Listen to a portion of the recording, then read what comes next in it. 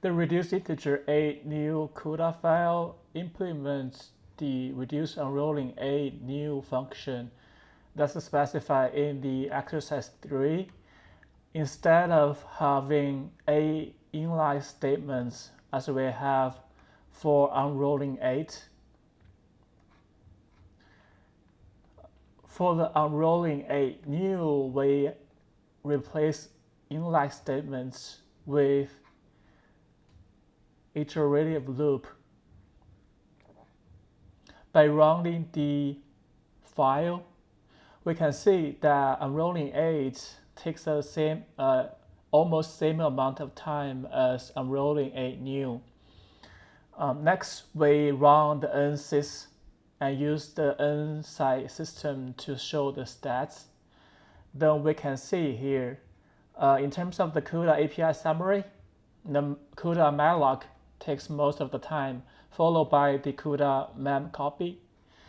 Then we inspect the Cuda GPU kernel summary. Then we can see that for reduce unrolling 8 new and reduce unrolling 8, both of the functions take almost the same amount of time. The reduced integer -sync Cuda file implements the modification specified by the exercise 4. Here we have 3 functions.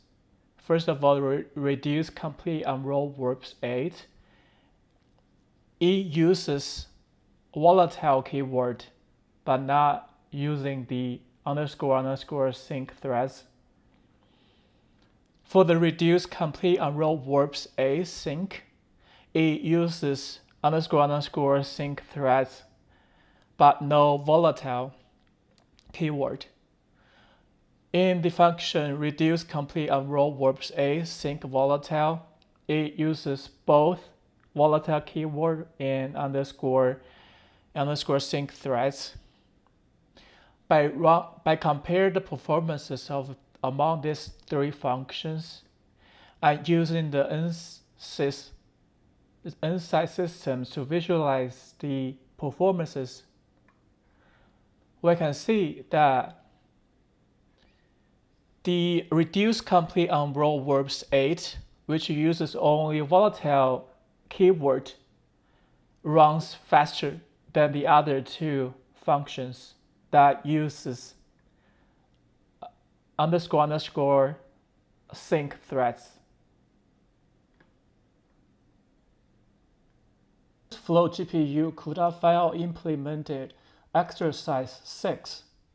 Here we have reduced interleaved flow function that does the same as reduce interleaved function, but handles floating point values, input data.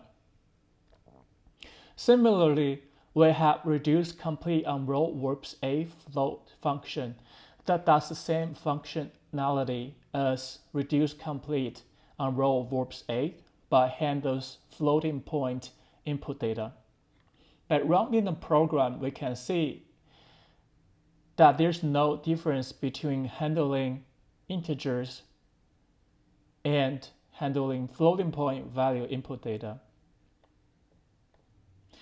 This is because Cuda, as in standard C or C++, the size of basic data types like floating point values and integers is fixed and the same.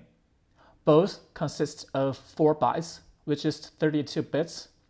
Therefore, the amount of I/O performed will not change. The nested hello world new Cuda file modifies based on the original nested hello world Cuda file given by the textbook. It has the following modifications. First, it uses global thread IDs and multi-block configurations, making it more realistic for large-scale problems. Second, it adds a configurable minimum size parameter instead of always reducing to 1 thread. This prevents excessive recursive depth in real applications.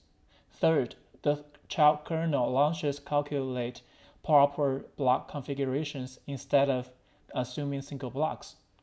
The result is a more flexible and scalable implementation.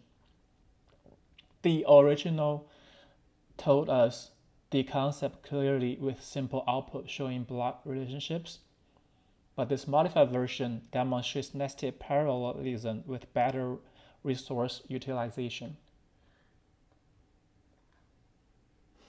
The nested Hello World Limited Cuda file implemented exercise 9, where we have additional parameter max depth that limits the nesting levels.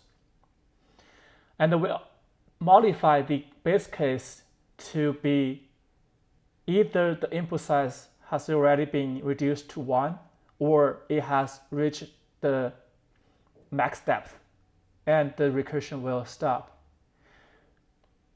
In the main function, we set the input size to be 8 and max depth size to be 2.